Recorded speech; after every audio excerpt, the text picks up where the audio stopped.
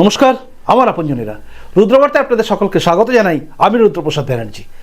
এই রাজ্যের মানুষের মনের মধ্যে এখনও যে দয়া মায়া বেঁচে আছে, এখনও যে মানুষের পাশে থাকার এক অদ্ভুত স্পৃহা রয়েছে, সেটা দেখে আজকে সত্যি বলতে কি বলুন তো, ভালো লাগছিল। যদিও বেদনাদায়ক একটা পরিস্থিতি, কিন্তু সেই পরিস্থিতির মধ্যে দাঁড়িয়েও বলতে হয় এখনও বাংলার বুকে মানুষরা মানুষই আছে, তারা শেষ হয়ে যায়নি, অর্থাৎ যান্ত্রিক কোনো কিছু হয়ে যায়নি। কারণ এই রাজ্যে 34 বছরের বাম শাসনের পরে এই 14 বছর ধরে তৃণমূল শাসনেও এখনো যে মানুষ ঠিকই আছে, ঠিক হয়ে আছে, এটা বড় লক্ষণ। আজকে যখন পানিহাটিতে প্রচার করতে গিয়েছিলেন রত্না দেবনাথ, অর্থাৎ অভয়া কাণ্ডের অভয়ার মা, মানে আরজিকর কাণ্ডে অভয়ার মা, তাকে জড়িয়ে ধরে যে কান্না, সে কান্না বুঝিয়ে দেয় বাংলার বুকে নারীর আজকে কি অবস্থা। আগে দেখুন সেই এক ঝলক।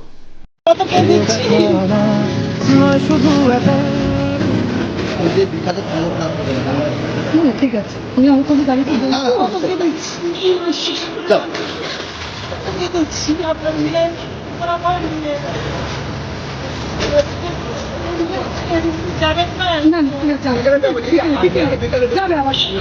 দিদি আমি কোনো বিকেলে ঢুকবো,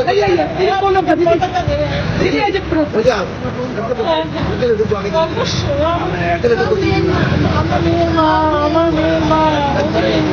যারা মেয়ে মা তারাই একমাত্র ব্যাপারটা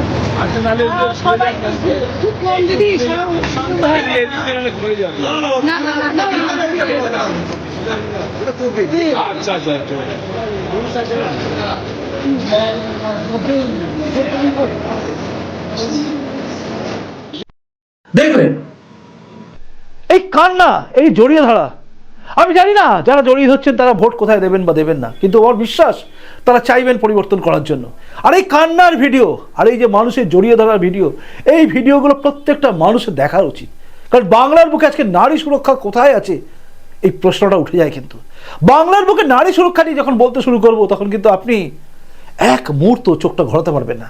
আপনি তৃণমূল করুন, বা আপনি সিপিএম করুন, বা আপনি যে দলই করুন, আপনাকে এক না একবার বলতে হবে যে সত্যি এদেরকে সরিয়ে দেওয়া দরকার আছে। আপনি তৃণমূল কর্মী হলেও বলবেন যে সরানোর দরকার আছে। কারণ বাংলার বুকে নারীদের ওপর যে একের পর এক ঘটনা ঘটে গেছে, বাংলার বুকে নারীরা যে আজকে কতটা অসুরক্ষিত রয়েছে, সেটা আপনাকে আজকে চোখে আঙুল দেখিয়ে আমি বুঝিয়ে দিচ্ছি। দেখুন এই প্রতিবেদন। চমকে যাওয়ার মতো খবর নিয়ে আমি আপনাদের সামনে বলছি। এনসিআরবি 2023 সরকারি নথি বলছে নারীদের বিরুদ্ধে 34,738টি অপরাধের মামলা নথিভুক্ত হয়েছে, যা পশ্চিমবঙ্গকে জাতীয় স্তরে 4র্থ স্থানে নিয়ে গেছে। কল্পনা করুন, 34,738টি অপরাধ হয়েছে নারীদের বিরুদ্ধে। এই মামলাগুলো পশ্চিমবঙ্গে কিন্তু রেকর্ডেড। 16,698টি গার্হস্থ্য নির্যাতনের ঘটনা, প্রতি লক্ষে 40.5, যা জাতীয় গড়ের 3 গুণ।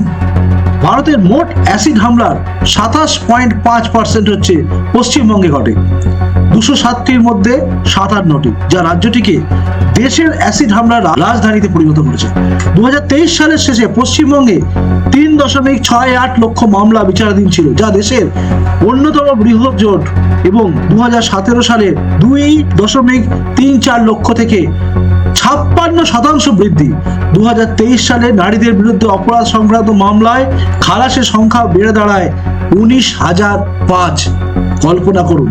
আর এই খালাস হয়ে যাওয়ার ব্যাপারে কিন্তু সবচেয়ে বড় কাণ্ড যেটা আপনাদের মনের মধ্যে নিশ্চয়ই আছে, হচ্ছে কামদুনি কাণ্ড। এবার আমি আপনাদের বলছি টিএমসির অপরাধী সুরক্ষার বাস্তবতাটা কি। আরজিকর কাণ্ড নিশ্চয়ই মনে আছে, ভেরি রিসেন্ট ঘটনা। আরজিকর কাণ্ডে একটি সরকারি হাসপাতালের মধ্যে একটি পোস্ট গ্রাজুয়েট মহিলা চিকিৎসককে নির্মমভাবে ধর্ষণ ও হত্যা করা হয়।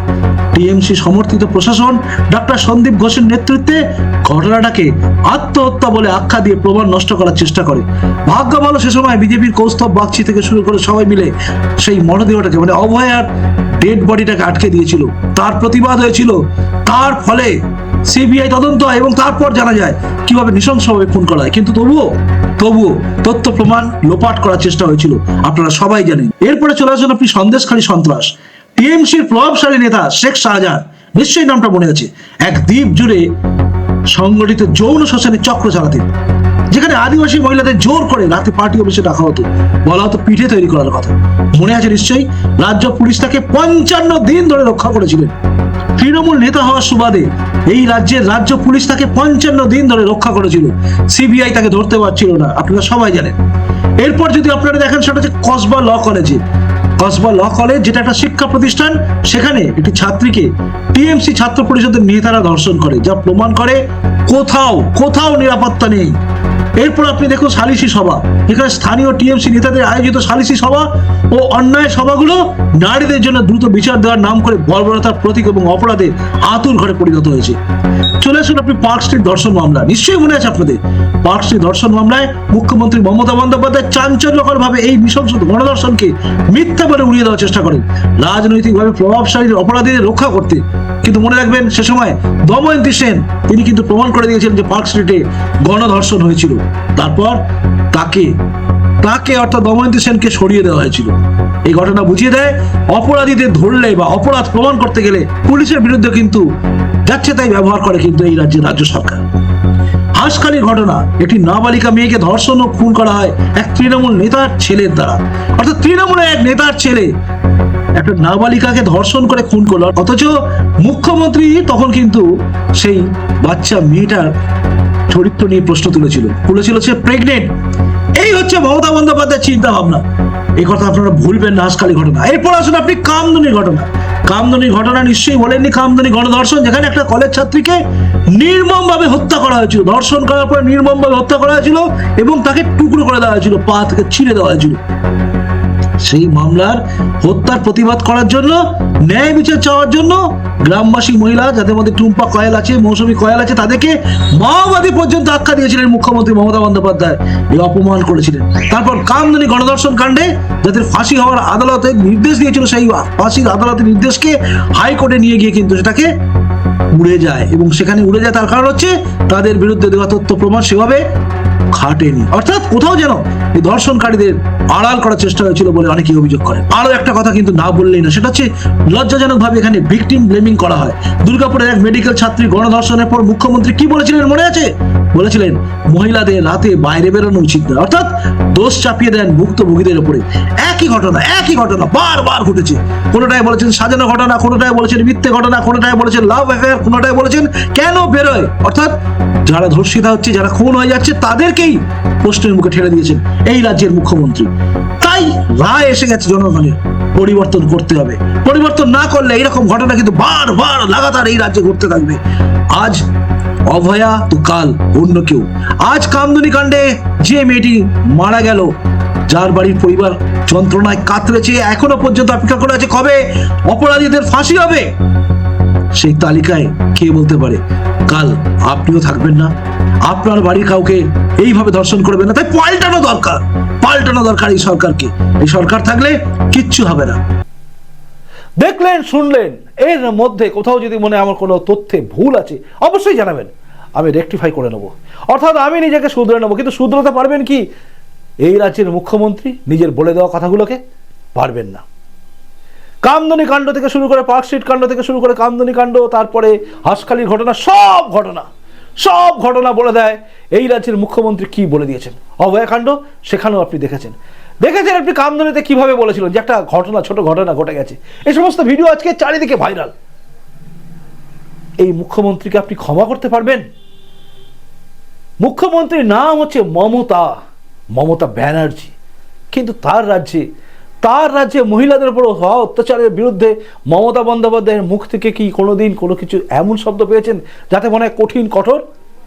যাকে সবচেয়ে বেশি সাম্প্রদায়িক বলেন এই বাংলার বুকে থাকা সেকুলার সাজা ভণ্ড সেকুলারগুলো, সেই যোগী আদিত্যনাথের রাজ্যে মহিলাদের উপর অত্যাচার হলে তার শাস্তি হয় একটাই, সেটা হচ্ছে এনকাউন্টার, সাজা হয়ে যায়। আর এই রাজ্যে আমি প্রত্যেকটা ঘটনা আপনাদের সামনে তুলে দিলাম।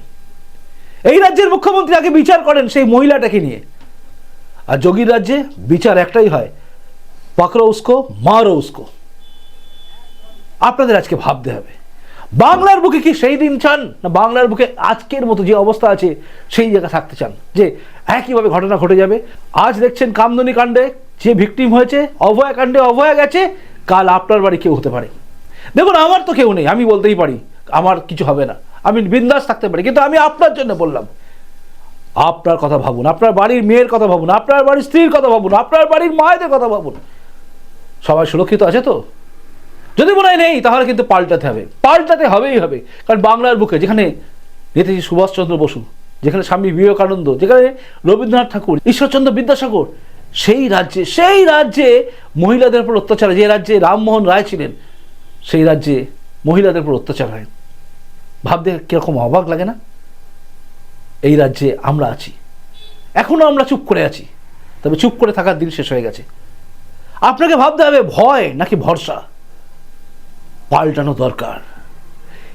এই তৃণমূলের অপশাসন থেকে বাঁচার জন্য একে পাল্টানো দরকার। এই বাংলার বুকে মহিলারা যাতে অত্যাচারিত না হয় তার জন্য পাল্টানো দরকার। অভয়ার মায়ের মতো কাউকে না কাঁদতে হয় তার জন্য পাল্টানো দরকার। কি বলেন আপনি? আপনাদের প্রত্যেকের কমেন্টসের অপেক্ষায় আমি রইলাম, আর আমার পরবর্তী প্রতিবেদন দেখার অপেক্ষায় আপনি থাকুন। আসি, নমস্কার, বন্দে মাতরম, ভারত মাতা জয় হোক, জয় হিন্দ।